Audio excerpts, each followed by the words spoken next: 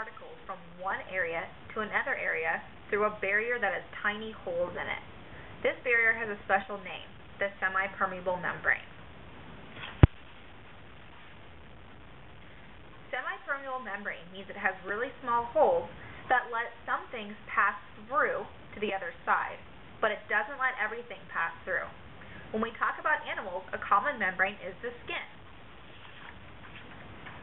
Like the skin on a banana slug, which is a really cool yellow color. Banana slug skin is a great semi-permeable membrane. It lets some things pass out of the slug, like the slimy stuff you see on the slug's skin and on the ground where the slug slid, but it doesn't let everything pass out. Slugs are really lucky their skin is only semi-permeable. If they let every little particle out of their bodies, then all of the liquids in their bodies would leave, including the things they need to keep them alive.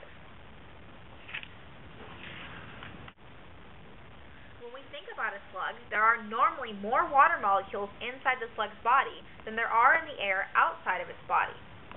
Since there isn't the same number of water molecules both inside the slug's skin and outside the slug's skin, water will naturally move from inside the slug to the outside of the slug.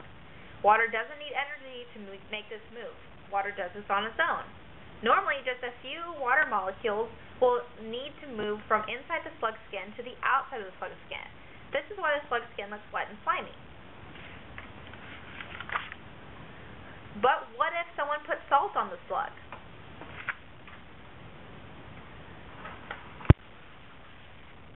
Salt does not contain any water, but it will absorb as much water as possible.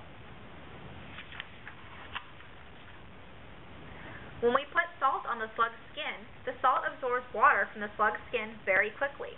As the salt absorbs water, water will continue to move from inside the slug's body to the outside where the salt is in an attempt at keeping the number of water molecules equal both inside and outside the skin.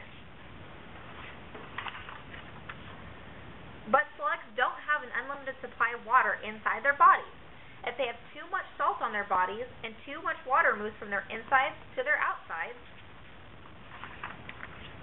the slug will die of dehydration.